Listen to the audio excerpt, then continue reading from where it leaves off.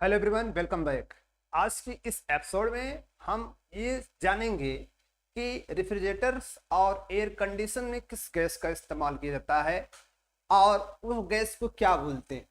Actually ये जो हमारा टॉपिक है ये हेलो एल्केन्स पर ही है, लेकिन एक इम्पॉर्टेंट कंपाउंड है, उस पर आज हम डिस्कस करेंगे। वो कौन सी गैस है जिसका इस्तेमाल किया जा रहा है, जिसका यूज किया जा रहा है एयर कंडीशन और रेफ्रिजरेटर में, हम उसी गैस की बात करेंगे। तो चलो शुरुआत करते हैं आज की इस टॉपिक को, जिसका नाम है क्लोरोफ्लोरोकार्बन। तो शुरू करते हैं क्लोरोफ्लोरोकार्बन्स। क्लोरोफ्लोरोकार्बन्स को एक्चुअली क्या नाम देते हैं? फ्रेयांस से नाम से जानते हैं। किस नाम जानते हैं? फ्रेयांस। किस नाम से पढ़ते हैं? फ्रेयांस। फ्रेयांस क्या होता है? Freons the chlorofluorocarbon compound of methane and ethane. मतलब मेथेन और एथेन का क्या होता है? क्लोरोफ्लोरो कंपाउंड होता है। Chlorofluorocarbon compound of methane and ethane, मतलब एक ऐसा मेथेन जिसमें क्या हो, क्लोरो भी हो और फ्लोरो हो, कार्बन तो होगा ही, उस कंपाउंड को हम फ्रियान कहते हैं। द मोस्ट कॉमन जो फ्रियान होता है उसका नाम होता है डाइफ्लोरोमेथेन। डाइफ्लोरोमेथेन मोस्ट कॉमन होता है, जिसको सिंपल वर्ड में आप देखेंगे R12 से लिखा जाता है, या इसी को आप देखेंगे आपको लिखा मिलेगा फ्रियांस 12 आपको लिखा मिलेगा। आखिर ये फ्रियांस 12 क्या होता है? कभी आप देखेंगे फ्रियांस 120 लिखा रहेगा, फ्रियांस 135 लिखा रहेगा। आखिर ये क्या होता है? फ्रियांस के साथ 12 क्या लिखा गया? फ्रियांस के साथ आपको कभी मिल सकता है, फ्रियांस के साथ आपको ये मिल सकता है फ्रियांस 123। तो कुछ ऐसे नेमिंग आपको नजर आएंगी। आखिर ये क्या है, इसको हम कैसे जानेंगे कि 1 2 3 क्या है? तो उसके लिए मैं आपको सामने एक छोटा सा रूल लिखा हूं, जिसका नाम है नॉमेनक्लेचर। मैंने फार्मूला इस्तेमाल किया जिसका नाम है फ्रियान CBA। ये फार्मूला हमारा है फ्रियान CBA। मतलब फ्रियांस तो रहेगा, उसके साथ में डैश CBA रहेगा। C का मतलब होता है नंबर ऑफ कार्बन, जिसमें कितने कार्बन लिए जाएंगे, जितने कार्बन होंगे उसमें से एक को सब्ट्रैक्ट कर दिया जाएगा। बी का मतलब होता है नंबर ऑफ हाइड्रोजन, जितने हाइड्रोजन होंगे उसमें से क्या होगा, एक जोड़ा जाएगा। हाइड्रोजन अगर होंगे तो उसमें जोड़ा जाएगा, ठीक है। और ए का मतलब होता है नंबर ऑफ फ्लोरीनेटम। तो चलिए हम कैसे जानेंगे कौन सा फ्रियांस के साथ कौन सा डिजिट इस्तेमाल किया जाता है। तो फ्रियांस में डिजिट का इस्तेमाल करना सीखते हैं। तो चलिए मैं आपके सामने एक एग्जाम्पल शेयर कर रहा हूं। वो एग्जाम्पल क्या, बहुत कॉमन एग्जाम्पल है, जिसको हमने लिखा CF2Cl2 हमने लिखा। तो बताओ इसमें क्या डिजिट यूज कर सकते हैं, बताओ। तो सबसे सिंपल वर्ड में आप देख सकते हैं, इसमें कार्बन कितने दिख रहे हैं? एक दिख रहे हैं। बोलो दिख रहे नहीं? अगर कार्बन एक दिख रहे हैं तो क्या होगा बताओ? 1 - 1 मतलब ये क्या हो जाएगा? 0। बोलो 0 हो जाएगा। बोलो 0 हो जाएगा कि नहीं होगा? होगा। अब बी का मतलब होता है नंबर ऑफ हाइड्रोजन। तो नंबर ऑफ हाइड्रोजन तो है ही नहीं, और जब नंबर ऑफ हाइड्रोजन नहीं है तो बताओ आप इसका इस्तेमाल कैसे करें? बताओ कार्बन का इस्तेमाल तो आप ऐसे कर लेंगे। कार्बन का इस्तेमाल ये कर देंगे कि यहां पर क्या होगा, 1 - 1 हो जाएगा सी की वैल्यू, जिसको हम क्या लिख देंगे, इजिकल टू 0 हो जाएगा। बोलो हो जाएगा। दूसरा हम लिख सकते हैं, दूसरा आपका क्या है बताओ? हाइड्रोजन तो है नहीं, जिसकी वैल्यू क्या है? बी। तो बताओ बी इक्वल टू हम लिख सकते हैं 0 + 1, दैट इज कितना आएगा? 1 आएगा। बोलो आएगा कि नहीं बताओ। अब हम प्रश्न करते हैं ए की वैल्यू। ए इक्वल टू होता है नंबर ऑफ फ्लोरीनेटम। कितने फ्लोरीनेटम बताओ? 2 हैं, तो मैंने 2 लिख दिया। हमने क्या लिख दिया? 2। तो बताओ अगर आप इसको लिखना चाहे, देखो ये अगर इसको एक्चुअल में लिखा जाए तो बताओ इसका नाम क्या होगा? इसका नाम होगा फ्रियांस हो गया, डैश हो गया ना। बताओ सी मतलब कितना है? 0। सी मतलब 0 आ रहा है, बताओ। बी कितना है? 1। बी है 1 और ए कितना है? 2। तो हम इसको लिख सकते हैं फ्रियांस 012। और हमें पता है कि 0 का कोई महत्व नहीं होता, कोई रोल नहीं होता, तो 0 के प्लेस में हम 0 का इस्तेमाल डिजिट का नहीं करते। इसलिए हम इसको लिखते क्या है? इसको लिखते हैं फ्रियांस 12 लिखते हैं। 0 डिजिट्स का हम इस्तेमाल नहीं करते। तो 0 डिजिट्स का इस्तेमाल यहां पर नहीं किया जाता। जहां पर 0 आएगा उसको हम छोड़ देंगे और नेक्स्ट वर्ड को हम केवल रिप्रेजेंट करेंगे। तो ये तो रहा, बताओ कैसे हम देख पा रहे हैं। अब इसका ही नाम होता है, इसी को बोलते हैं डाइक्लोरो डाइफ्लोरोमेथेन कहते हैं। चलिए मैं आपके साथ और कोई एग्जांपल शेयर करता हूं। चलो मान लो एक हमारा एग्जांपल है, वह है C2, ये क्या है, F4 है और Cl4 है। अब बताओ इसके लिए हम क्या फार्मूला इस्तेमाल करेंगे, तो बताओ C के लिए हमें फार्मूला पता है, C में जितने उसे घटा देंगे, तो C के स्थान पर हम क्या लिखेंगे, 2 - 1, दैट इज कितना मिला, 1। बोलो B का मतलब हाइड्रोजन, हाइड्रोजन तो है नहीं, जब हाइड्रोजन है नहीं तो बताओ कितना लिखेंगे, इसमें लिखेंगे 0 में कितना जोड़ना है, 1, इसकी वैल्यू कितनी आ गई, 1। अब बताओ ए का वैल्यू कितनी होती है, हाइड्रोजन नहीं है तो बताओ लिख देंगे ए की वैल्यू कितनी होती है, ए की value number of fluorine, number of fluorine कितने बताओ, 4, कितने बताओ, 4 है। तो बताओ C1, तो बताओ इसका क्या नाम लिखेंगे, लिख देंगे फ्रेयॉन, क्या लिख देंगे, फ्रेयॉन्स, ठीक है। बोलो कार्बन कितने हैं, 1, ए मतलब C 1 है, B कितना है, 1, बताओ ए कितना है, 4, तो 114 हो जाएगा। तो हमारा जो फार्मूला दिख रहा होगा आपको सामने, वो फार्मूले में आप देख पा रहे होंगे, ये 114 हो जाएगा, फ्रियान 114। 1 किसको इंडिकेट कर रहा है, कार्बन को, फर्स्ट वाला कार्बन को, सेकेंड वाला 1 किसको शो कर रहा है, हाइड्रोजन को, और जो आपका 4 है किसको शो कर रहा है, फ्लोरीन को। मतलब हम यहाँ पर जनरली ये शो कर रहे हैं, मतलब इस प्रकार से ये बनाया गया है, इस प्रकार से ये फार्मूले से इसको बनाया जाता है। इस फार्मूले का हम इस प्रकार इस्तेमाल करते हैं, इस प्रकार इस्तेमाल करते हैं। चलिए नेक्स्ट हमारा जो सबसे कॉमन जो है वो क्या है, जो हमारा कॉमन है वो फ्रेयॉन्स 12 है, और जिसको हम क्या नाम करते हैं, R12, और जिसको हम पढ़ते क्या है, डाइक्लोरो डाइफ्लोरोमेथेन। इसी को हम क्या पढ़ते हैं, डाइक्लोरो डाइफ्लोरोमेथेन के नाम से जानते हैं, डाइक्लोरो डाइफ्लोरोमेथेन, यही हमारा क्या है।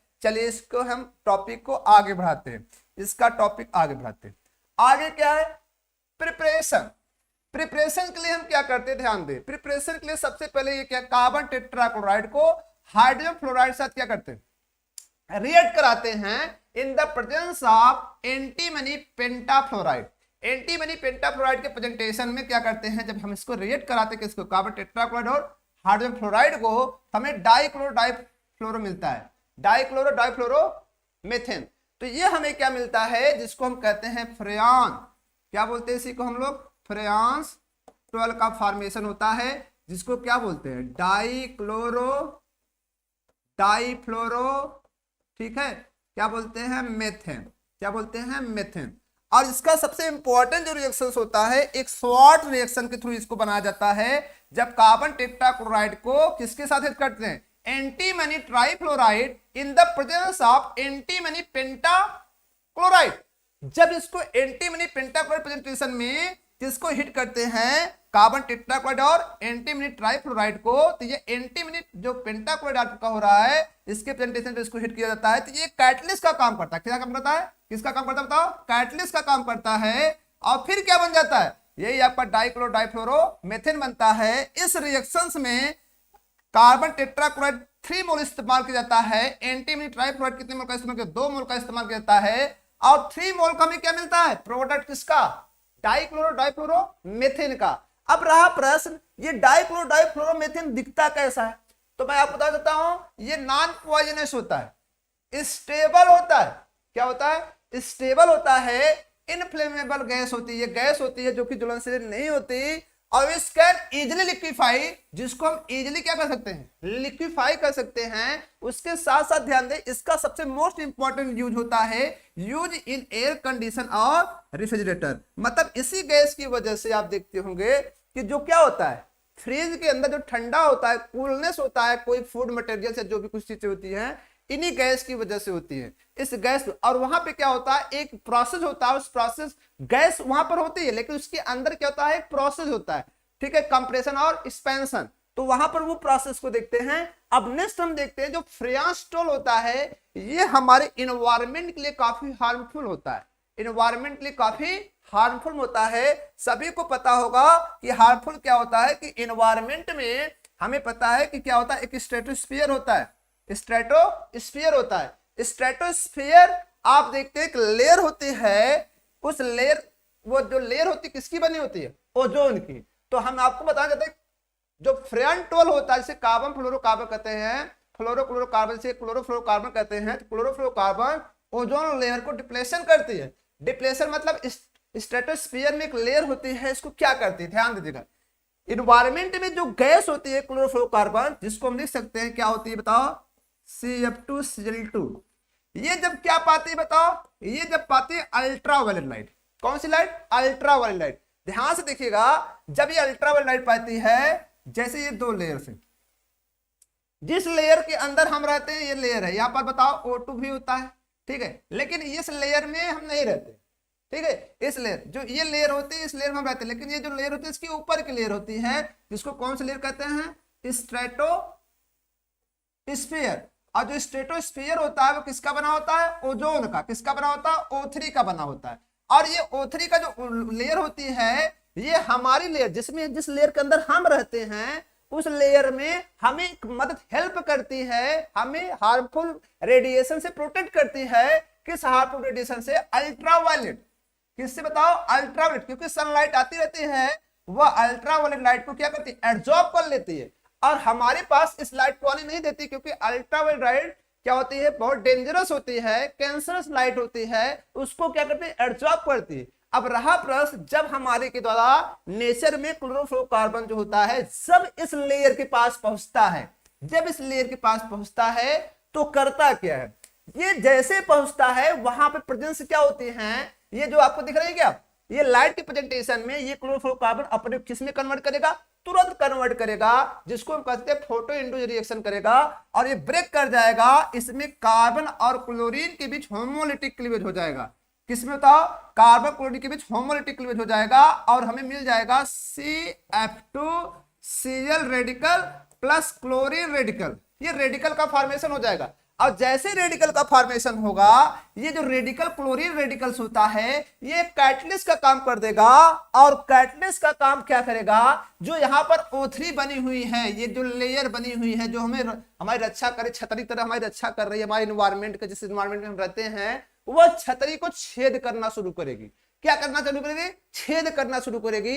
कैसे छेद करेगी उसको हम देखते हैं। ये क्या करती है कि O3 जो गैस होती है, ये क्लोरीन रेडिकल्स, ये जो रेडिकल्स होता है, इस O3 को डिकम्पोज कर देता है, किसमें, ऑक्सीजन में, दैट इज O2 में डिकम्पोज कर देता है, और एक न्यू रेडिकल बनाता है, जिसको बोलते हैं ऑक्सोक्लोरीन रेडिकल्स। एक न्यू रेडिकल का फॉर्मेशन कर देता है, किसका, न्यू रेडिकल का। और ऑक्सीजन क्या हो गया, डिकम्पोज हो गया। अब ये फिर से क्या करेगा, ये जो रेडिकल है फिर से क्या करेगा, ये रेडिकल फिर ओजोन से रिएक्ट करेगा, मतलब ClO रेडिकल फिर क्या करेगा, O3 को फिर डिकम्पोज करेगा, फिर से आपका Cl रेडिकल बन जाएगा, और 2O2 गैस क्या हो जाएगी, बाहर।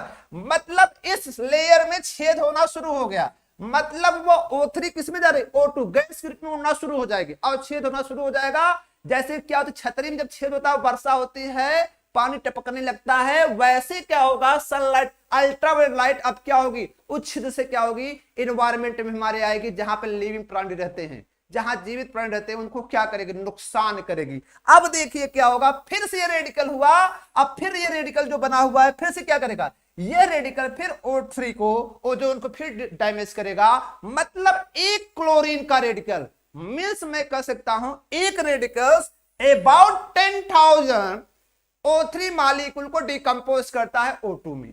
मतलब एक मालिक्यूल से अगर हम देखें, एक क्लोरोफ्लोरोकार्बन का बना हुआ एक रेडिकल्स क्या करता है बताओ, अबाउट 10,000 O3 मालिक्यूल्स को डिकम्पोज कर देता है, और जिसकी वजह से क्या होता है, जो ओजोन्स लेयर्स होती हैं उनमें छेद हो जाता है, और उसमें आने वाली जो यूवी लाइट होगी आसानी से क्या होती हैं, अर्थ पर आ जाती हैं, और अर्थ पर जो जीवित प्राणी होते हैं उनको क्या करती है, हार्मफुल कहती है, नुकसान पहुंचाती है। ये बहुत बड़ा नुकसान होता है क्लोरोफ्लोरोकार्बन का। इसलिए प्रेजेंट टाइम में डाइफ्लोरो मेथेन का इस्तेमाल किसमें, एयर कंडीशन रेफ्रिजरेटर में बैन कर दिया गया है। क्या कर दिया गया, बैन कर दिया गया है। अब इसका इस्तेमाल नहीं किया जा रहा है।